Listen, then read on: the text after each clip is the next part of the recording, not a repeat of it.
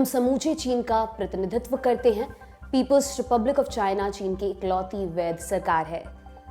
चीनी नौसेना के युद्धपोतों से आने वाली आवाज ताइवान की दिनचर्या का हिस्सा बन गई है। ताइवान चीन के पूरब में बसा एक द्वीपीय प्रांत है। ताइवान खुद को एक संप्रभु देश मानता है। ये बात 13 और देश मानते हैं और इसमें चीन शामिल नहीं है। वो क्या कहता है? ताइवान हमारा अभिन्न हिस्सा है, हमसे ही अलग हुआ है, जब मन होगा अपने में मिला लेंगे, जंग की जरूरत पड़ी तो उससे भी नहीं हिचकेंगे। फिर आता है अमेरिका, वो वार्निंग देता है, कहता है ताइवान हमारा दोस्त है, उस पर हमला करोगे तो हमसे लड़ना पड़ेगा। इसी चीन की आंखों के कांटे और अमेरिका के दोस्त ताइवान में राष्ट्रपति चुनाव होने जा रहा है। 13 जनवरी 2024 को वोटिंग होनी है। इस चुनाव में 2 बड़ी पार्टियां हैं, डेमोक्रेटिक प्रोग्रेसिव पार्टी डीपीपी और कुओमिंतांग पार्टी यानी कि केएमटी। फिलहाल डीपीपी सरकार में है, लेकिन जनवरी वाले चुनाव में केएमटी का पलड़ा भारी बताया जा रहा है। केएमटी को प्रो चाइना माना जाता है। उसकी जीत पूरे इलाके का जियोपॉलिटिक्स बदल सकती है। तो आज के शो में हम जानेंगे ताइवान में राष्ट्रपति का चुनाव कैसे होता है, इस चुनाव में चीन का मुद्दा टॉप पर क्यों रहता है और ताइवान के चुनाव में अमेरिका का क्या स्टेक है। नमस्कार, मेरा नाम दिव्यांशी सुमराव है। आप देखना शुरू कर चुके हैं दी लंदन टॉप का इंटरनेशनल प्रसंगों से जुड़ा रोजाना का कार्यक्रम दुनियादारी, जहां आज कहानी ताइवान की।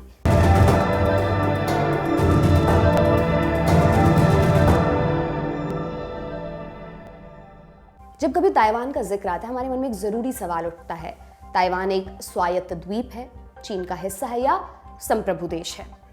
इसका जवाब इस बात पर डिपेंड करता है कि आप किससे सवाल पूछ रहे हैं।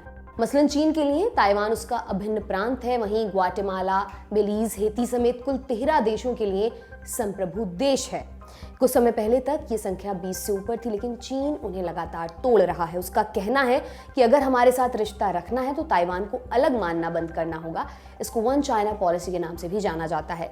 भारत और अमेरिका समेत लगभग 180 देश इस पॉलिसी को मानते हैं। कुछ देशों ने ताइवान के साथ अलग से सैन्य और व्यापारिक संबंध बनाकर रखे हैं, लेकिन वे उसे आधिकारिक संबंध का दर्जा नहीं देते। इसकी सबसे बड़ी वजह चीन की आपत्ति है। तो क्या ताइवान को संप्रभु देश नहीं माना जा सकता? इसका जवाब थोड़ा जटिल है। समझने के लिए थोड़ा पीछे चलते हैं। दिसंबर 1933 की ये बात है। उरुग्वे के मोंटेविडियो में साउथ और नॉर्थ अमेरिका के देशों का सम्मेलन हुआ। इसमें स्टेट यानी संप्रभु राज्य की परिभाषा बताई गई। इसके मुताबिक स्टेट के लिए 4 जरूरी शर्तें होती हैं। क्या क्या हैं वो शर्तें? नंबर 1, तय सीमाएं। ताइवान के पास देश होने लायक पर्याप्त जमीन है, उसकी सीमाएं भी निर्धारित हैं। वो साउथ चाइना सी, फिलीपींस सी और ताइवान स्ट्रेट के बीच में है। नंबर 2, पर्याप्त आबादी। ताइवान की आबादी लगभग 2 करोड़ 36 लाख लोगों की है। ये भी देश होने के लिए काफी है। नंबर 3, सरकार। ताइवान में एक लोकतांत्रिक सरकार काम करती है। इसका चुनाव ताइवान के आम लोग करते हैं। यहां तक तो सब ठीक चलता है। मामला फंसता है चौथी एलिजिबिलिटी पर। यह है संप्रभुता, यानी दूसरे देशों के साथ राजनीतिक और कूटनीतिक संबंध बनाने की आजादी। ताइवान यहीं पर मात खा जाता है। 25 अक्टूबर 1971 तक ताइवान यूनाइटेड नेशंस का मेंबर था। उसे सिक्योरिटी काउंसिल की स्थायी सदस्यता भी मिली हुई थी। अक्टूबर 1971 में यूएन जनरल असेंबली ने प्रस्ताव पास कर ताइवान को बाहर निकाल दिया और उसकी जगह चीन को मेंबर बना दिया। ताइवान से वादा किया गया था कि उसको यूएन में वापस लिया जाएगा, लेकिन समय के साथ चीन का वर्चस्व बढ़ता गया। फिर ताइवान से किया वादा ठंडे बस्ते में चला गया। मौजूदा समय में ताइवान यूएन या उसकी किसी संस्था का सदस्य नहीं है। 2022 में जब वर्ल्ड हेल्थ असेंबली में कोरोना के मुद्दे पर उसको बुलाने की बात चली थी, तब चीन ने बड़ा बखेड़ा खड़ा किया था। इसके बाद ताइवान की एंट्री रोक दी गई थी। ताइवान कैसे चीन से अलग हुआ, केएमटी और चाइनीज कम्युनिस्ट पार्टी यानी कि सीसीपी में लड़ाई से क्या निकला और चीन ताइवान को लेकर कितना आक्रामक है, ये कहानी हम दुनियादारी में विस्तार से सुना चुके हैं। लिंक आपको डिस्क्रिप्शन बॉक्स में मिल जाएगा। आज के शो में हमारा फोकस रहेगा राष्ट्रपति चुनाव पर।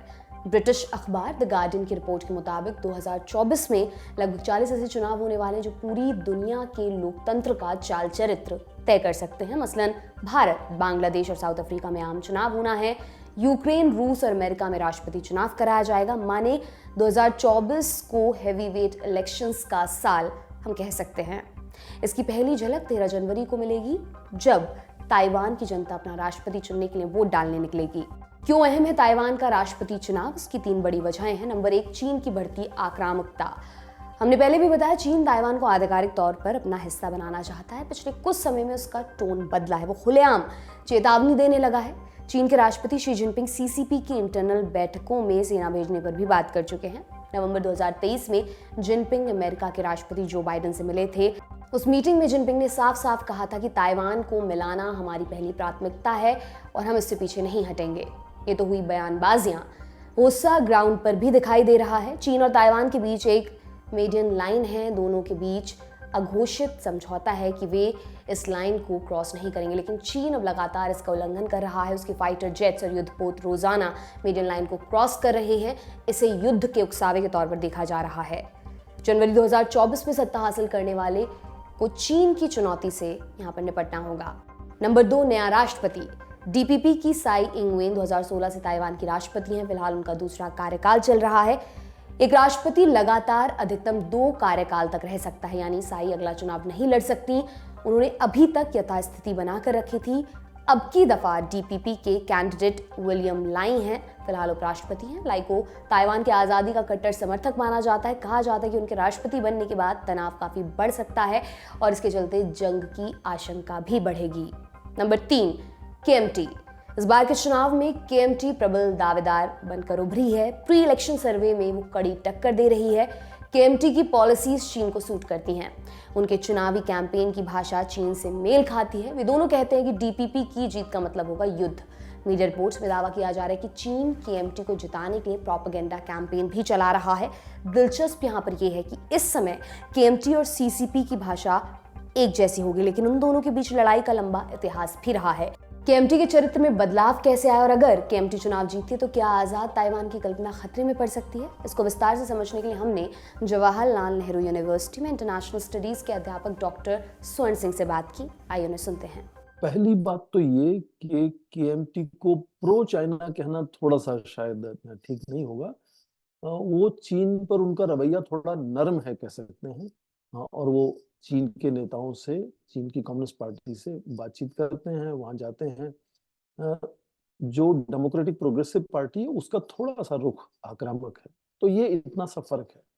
दूसरी बात जो इतिहास की आपने कही कि किस तरह से वो आपस में दुश्मन थे, तो किस तरह से आपस में नरमी रिश्तों में किस तरह से आई। पहली बात तो ये कि 1937 के आसपास, 1930 और 40 के दशक में एक यूनाइटेड फ्रंट बना था जिसमें कुओमिंतांग और कम्युनिस्ट पार्टी ने मिलकर जापान का सामना करने की कोशिश की थी। उस वक्त जापान पूरा आक्रामक था। जापान ने काफी हिस्सा हथिया भी लिया था चीन का, वहां एक पपेट गवर्नमेंट भी बिठा दी थी। तो उस वक्त भी एक यूनाइटेड फ्रंट बना था। तो केएमटी और चाइनीज कम्युनिस्ट पार्टी उस वक्त भी इकट्ठे आए थे। हाँ, ये बात है कि बाद में जब कम्युनिस्ट पार्टी ने अपना एक अलग से पीपल्स रिपब्लिक ऑफ चाइना स्थापित किया तो ये कुओमिंतांग के लोग जो थे वो फार्मोसा आइलैंड पे, जिसको आज ताइवान कहते हैं, वहां चले गए। तो अलग अलग उनका रुझान हो गया। शुरू में नेता जो कुओमिंतांग के थे वो अपना क्लेम जतलाते थे, और जैसा मैंने कहा कि चियांग काई शेक और उनके बेटे चियांग चिंको के बाद जब इंडिजिनस लोकल लोगों ने नेतृत्व संभाला केएमटी का, तो उनका रवैया थोड़ा सा बदला। और खासकर जब लोकतंत्र वहां आया 1995 के बाद, तो लोकतंत्र के चलते पूरा जो ध्यान था वो इस पर केंद्रित हुआ कि किस तरह से ताइवान का विकास हो, वहां लोगों को सक्षम बनाया जाए, अंतर्राष्ट्रीय स्तर पर ज्यादा लोगों से, देशों से रिश्ते बनाए जाएं। तो जो केवल एकमात्र ध्यान कम्युनिस्ट चीन की पूरी भूमि को हथियाने का था, वो धीरे धीरे खत्म हो गया।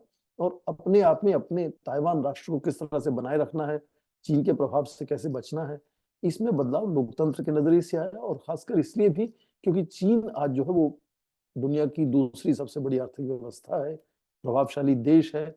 बड़े जितने राष्ट्र हैं वो सीधा चीन, कम्युनिस्ट चीन से अपने रिश्ते बना चुके हैं, वन चाइना की सब बात करते हैं। तो इसलिए भी जो ताइवान का रुझान है वो थोड़ा सा ये है कि वापिस वन चाइना की जो सोच थी वो अब उतनी ज्यादा प्रभावी नहीं है, बल्कि ये कोशिश है किस तरह से ताइवान अपना एक लोकतांत्रिक जो उनकी व्यवस्था है वो किस तरह से बनी रहे, और कैसे वो अपने लोगों को विकास और सुरक्षा मुहैया करा सके, खासकर चीन के बढ़ते प्रभाव के सामने। और खासकर इसलिए कि चीन हमेशा से उसको अपना एक प्रांत मानता है, और उसकी हमेशा कोशिश रहेगी कि किस तरह से ताइवान को कम्युनिस्ट चाइना में जोड़ा जाए। हालांकि युद्ध नहीं करना चाहता, पर युद्ध को रूल आउट नहीं करते हैं कम्युनिस्ट चाइना के जो नेता है। यदि ऐसी हालात हुए कि युद्ध करना पड़ा तो युद्ध भी होगा। तो इस सब माहौल में आप देखें कि ताइवान की पूरा ध्यान अपने विकास सुरक्षा पर चला गया, बजाय कि कम्युनिस्ट चाइना से अपनी भूमि वापस लेने। डेमोक्रेटिक प्रोग्रेसिव पार्टी डीपीपी और कुओमिंतांग पार्टी केएमटी की पॉलिटिक्स में क्या अंतर है? कुओमिंतांग तो बहुत पुरानी एक पॉलिटिकल पार्टी है। 1927 में एशिया में शायद सबसे पहला जो रिपब्लिक था वो कुओमिंतांग ने मेनलैंड चाइना में तैयार किया था। फिर जब कम्युनिस्ट पार्टी का प्रभाव बढ़ा, उन्होंने अपने आप को लिबरेट किया चीन को, तो फिर ये कुओमिंतांग जो पार्टी थी, जिसको नेशनलिस्ट पार्टी भी अंग्रेजी में कहते हैं, वो ताइवान चली गई और वहां तब से बनी हुई है। पर शुरू में कुओमिंतांग के दो बड़े नेता चियांग काई शेक और उसके बाद उनके पुत्र चियांग चिंगकुओ, जब तक ये राष्ट्र नेता बने रहे तो कुओमिंतांग एक तरह से परिवार की पार्टी बनकर रह गई थी। पर 1988 में जब चियांग चिंगकुओ का देहांत हुआ, तो उसके बाद पहली बार ये जो चीन से आए लोग थे उनका नहीं, बल्कि जो लोकल इंडिजिनस जो लोग थे उनका प्रभाव कुओमिंतांग में बढ़ा। और धीरे धीरे आपने देखा कि 90 के शुरुआत में 1990-92 में एक ली तंग हुई नाम के नेता उभर कर सामने आए जो इंडिजिनस थे। और 1995 में पहली बार एक लोकतांत्रिक चुनाव हुए राष्ट्रपति के। और चीन के इतिहास में, क्योंकि चीन बहुत पुराना देश है एक तरह से, पहली बार राष्ट्रपति के सीधे चुनाव हो रहे थे। उसको लेकर काफी इतना तनाव भी हुआ उस वक्त। तो तब से लेकर कुओमिंतांग के साथ साथ एक नई पॉलिटिकल पार्टी जो आपने जिक्र किया, डेमोक्रेटिक प्रोग्रेसिव पार्टी, उसका गठन हुआ और वो भी उसके मुकाबले में सामने आई। और उसका रुख अपने आजादी को लेकर, स्वतंत्रता को लेकर थोड़ा ज्यादा आक्रामक है कुओमिंतांग के मुकाबले में। कुओमिंतांग के नेता आज चीन, जो कम्युनिस्ट चीन है, उसको वापस लेने की बात आज नहीं करते हैं वो। तो शायद वो दो अलग अलग चीन बने रहे इस पर वो बात करते हैं आज। तो डेमोक्रेटिक प्रोग्रेसिव पार्टी जो है वो, उसके नेता कभी कभी, खुलकर नहीं पर कभी कभी वो बात करते हैं कि देश अपना अलग होना चाहिए, आजाद होना चाहिए, चीन के प्रभाव में नहीं होना चाहिए। चीन का प्रभाव क्यों है? हाल ही में जो जैसे डीपीपी के जो उपराष्ट्रपति जो अब राष्ट्रपति का चुनाव लड़ रहे हैं, मिस्टर लाओ, उन्होंने अपने एक टिप्पणी में ये कहा था अखबारों में कि जब राष्ट्रपति के खुले चुनाव हो रहे हैं ताइवान में, तो इसको आजाद देश क्यों नहीं माना जाए। हालांकि उसके बाद उन्होंने ये भी कहा कि चीन से वार्तालाप करना चाहेंगे। चीन ने अपना रुख कड़ा दिखाया कि वो उनसे बात नहीं करेंगे। तो ये दो पार्टी अब हैं, उनके मोटे तौर पे 8 साल का एक दौर चलता है। तो अब जो हैं वो साई इंगवन वहाँ की राष्ट्रपति हैं, वो डीपीपी की हैं। उनका ये दूसरा कार्यकाल समाप्त हो रहा है। उससे पहले ठीक उसी तरह से केएमटी के राष्ट्रपति थे 8 साल तक। माना जाता है कि केएमटी के लीडर जो है उनका रुझान चीन के प्रति थोड़ा सा नरम है और उनसे बातचीत करना चाहते हैं, बीजिंग जाकर बात करते हैं। डीपीपी के नेता शायद इस तरह से अभी तक नहीं करते हैं। इस बार रुझान भी ऐसा कहा जा रहा है कि शायद केएमटी फिर, मैंने जैसे कहा कि 8 साल का साइकिल है, तो क्योंकि डीपीपी के 8 वर्ष इस बार खत्म हो रहे हैं, तो शायद केएमटी का कोई नेता चुनकर अपने सामने राष्ट्रपति बन सकता है, ऐसा है। तो ये जाहिर है कि लोकतंत्र आने से पूरा जो राजनीतिक वातावरण है, जो बात है, जो बहस है, उसके तौर तरीके बदल जाते हैं। इसको लेकर भी थोड़ा चीन को परेशानी रहती है कि खासकर जो बड़ी शक्तियां अमेरिका है, वो ताइवान को एक लोकतंत्र के नजरिए से सामने रखना चाहते हैं। शायद इशारे से ही कहना चाहते हैं कि जो कम्युनिस्ट चीन है वो लोकतंत्र नहीं है। तो इसलिए भी चीन को थोड़ा सा ये लोकतांत्रिक चुनावों को लेकर थोड़ा सा एक तरह से चौकस रहना की एक तरह से धारणा में बनी हुई है। ताइवान के राष्ट्रपति चुनाव में चीन का मुद्दा टॉप पर क्यों रहता है? ताइवान की राजनीति में और खासकर उनके लोकतांत्रिक चुनावों में चीन और चीन से रिश्ते जो हैं वो हमेशा से सबसे बड़ा मुद्दा बनकर रहते हैं। वो इसलिए क्योंकि जो कम्युनिस्ट चीन है वो ताइवान को राष्ट्र मानता ही नहीं है, वो उसको अपना एक प्रांत मानता है। तो एक तरह से उनके बने रहने के लिए ही चीन से रिश्ते बहुत अहम हो जाते हैं।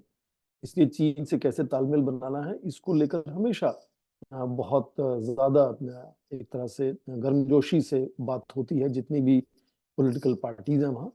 ठीक वैसे ही इस बार भी चुनाव में जाहिर है कि चीन से कैसे रिश्ते होंगे, चीन का क्या प्रभाव है ताइवान के ऊपर, चीन किस तरह से प्रभावित करता है वहाँ के चुनावों को, इसको लेकर लगातार बहस बनी हुई है और बनी रहेगी जब तक इलेक्शन होता है, क्योंकि ताइवान का राष्ट्र बने रहना उस पर सवालिया चिन्ह चीन लगाता है। और क्योंकि चीन पिछले 4 दशकों में बहुत प्रभावशाली और शक्तिशाली बन गया है, इसलिए उसका प्रभाव भी ताइवान के ऊपर बढ़ा है। और आप देखें कि पिछले कुछ दशकों में केवल 14 ऐसे छोटे देश रह गए हैं जो ताइवान को आज एक संप्रभुता वाला राष्ट्र मानते हैं। पूरा विश्व जो है वो कम्युनिस्ट चीन को ही चीन मानता है। इसलिए जाहिर है कि लोकतांत्रिक चुनावों में चीन से रिश्ते, मतलब मेनलैंड चाइना से, कम्युनिस्ट चाइना से ताइवान के रिश्ते कैसे होंगे, इस पर लगातार अलग अलग रुख सामने आते हैं, अलग अलग पार्टीज के, उनके लीडर्स के। ताइवान के चुनाव में अमेरिका इतनी दिलचस्पी क्यों लेता है? वहां की उथल पुथल का बाकी दुनिया पर क्या असर पड़ता है? अमेरिका का सीधा रिश्ता कुओमिंतांग से है। कुओमिंतांग दूसरे विश्व युद्ध में अमेरिका के साथ मिलकर उस युद्ध में शामिल हुआ था। तो उसके बाद जब कुओमिंतांग ताइवान में चला गया तो 70 के दशक तक अमेरिका और उसके जितने साथी देश थे ब्रिटेन को छोड़कर सभी ताइवान को ही चाइना मानते थे। और संयुक्त राष्ट्र संघ में और सुरक्षा परिषद में वहां ताइवान को ही वो सीट मिली हुई थी जो परमानेंट 5 जिसको हम कहते हैं, स्थायी सदस्यता जो सुरक्षा परिषद की है। ये 70 के दशक में बदलाव आया कि जब अमेरिका को लगा कि अब कम्युनिस्ट चाइना से उनको सीधी बात करनी चाहिए, उससे अपने रिश्ते बनाने चाहिए। और उसमें बड़ा दिलचस्प ये हुआ कि अमेरिका ने जब रिकॉग्नाइज किया कम्युनिस्ट चाइना को, तो उन्होंने ये कहा कि हम एक्नॉलेज करते हैं, रिकॉग्नाइज नहीं करते। इंग्लिश भाषा में जो उस वक्त जॉइंट स्टेटमेंट जारी हुई थी उसमें चीनी वर्जन में ये भी कह दिया गया कि रिकॉग्नाइज करते हैं, पर बाद में अमेरिका ने कहा हम केवल इंग्लिश वाले जॉइंट स्टेटमेंट को मानते हैं, जिसमें अमेरिका केवल एक्नॉलेज करता है कि चीन की जो संप्रभुता है वो कम्युनिस्ट चाइना के पास है और ताइवान उसका हिस्सा है, पर ताइवान पर उसकी संप्रभुता है ये भी नहीं मानता है। तो ये थोड़ा सा उसमें अड़चन है। और पिछले 4 या 5 दशकों में क्योंकि चीन बहुत बड़ी शक्ति की तरह से उभरा है, तो आज हम सीधी अमेरिका और चीन के आपसी तनाव, जिसको आप व्यापार और तकनीक का युद्ध भी आप कहते हैं, वो सीधा जो अमेरिका और चीन का आपसी तनाव है उसमें ताइवान एक घटक बन जाता है। तो ताइवान रिलेशंस एक्ट जो बना था 1979 में, वो यही था कि ताइवान की सुरक्षा कराने की जिम्मेदारी होगी अमेरिका की। पर अभी डोनाल्ड ट्रंप जब राष्ट्रपति बने तो उन्होंने एक नया कानून शुरू किया जो 2022 में वो बनकर आया, ताइवान पॉलिसी एक्ट, जिसमें उन्होंने खासकर 4.5 खरब डॉलर की वित्तीय सहायता देने की बात की और पहली बार ताइवान को नॉन नेटो अलायंस पार्टनर का दर्जा दिया। तो ये जो तनाव सीधा चीन और अमेरिका का है, एक तरह से ये ताइवान उसका एक हिस्सा बन जाता है। तो इसलिए भी कई बार मैं अपने ताइवान के लोगों से मिलता हूं तो बहुत से विशेषज्ञ वहां ये भी कहते हैं कि शायद ताइवान के लोगों को चीन से उतना खतरा नहीं लगता है जितना अमेरिकी जो विशेषज्ञ हैं वो बताना चाहते हैं कि ताइवान को चीन से बहुत खतरा है। तो ये आज जो है वो चीन और अमेरिका का जो तनाव है उसमें ये एक ताइवान हिस्सा बनकर रह गया उसका। इसलिए मुझे लगता है कि अमेरिका का सीधा ये उसमें दखलंदाजी है या दिलचस्पी है कि यहाँ किस तरह से लोकतंत्र का एक जो तौर तरीका है वो बना रहे और हमेशा से लोकतंत्र को सामने रखकर के चीनी लोग भी लोकतंत्र से विकास कर सकते हैं। ये कम्युनिस्ट चाइना के लोगों को दिखाया जाए कि वहां भी लोकतंत्र आना चाहिए, ये सोच अमेरिका की है। तो इसलिए मुझे लगता है इस सोच के चलते और अपना सामरिक जो वर्चस्व है वो बनाने का कोशिश हो रहा उनका इस क्षेत्र में, उसमें भी उनको लगता है कि चीन का प्रभाव हिंद प्रशांत सागर के क्षेत्र में बहुत बढ़ा है, जिसका मतलब है कि अमेरिका का नेतृत्व में कुछ कमी आ सकती है। इसलिए भी ताइवान को हमेशा वो एक तरह से एक मोहरा बनाकर कह सकते हैं कि इस्तेमाल करने की कोशिश करते हैं। ये तो हो गई ताइवान इलेक्शन की कहानी। इस इलेक्शन पर हमारी नजर लगातार बनी रहेगी। बड़ी खबर सेगमेंट यहीं तक। अब एक ज़रूरी अपडेट भी जान लेते हैं। पहली सुर्खी है कतर से। कतर की अपीलीय अदालत ने भारतीय नौसेना के 8 पूर्वी अफसरों की मौत की सजा हटा दी है। अब क्या सजा होगी, फिलहाल उसकी जानकारी बाहर नहीं आई है। बाद में भारत सरकार ने अपील की। प्रधानमंत्री नरेंद्र मोदी ने कतर के अमीर से बातचीत में ये मसला भी उठाया था। 28 दिसंबर को विदेश मंत्रालय ने प्रेस रिलीज कर इस बात की जानकारी दी। इस विषय पर विस्तार से जानना हो तो आप आज का लल्लन टॉप शो जरूर देखें। आज की दुनियादारी में बस इतना ही दोस्तों। कल फिर आपसे मुलाकात होगी इसी उम्मीद के साथ। मैं विदा लेती हूँ। शुक्रिया। शुभ रात्रि।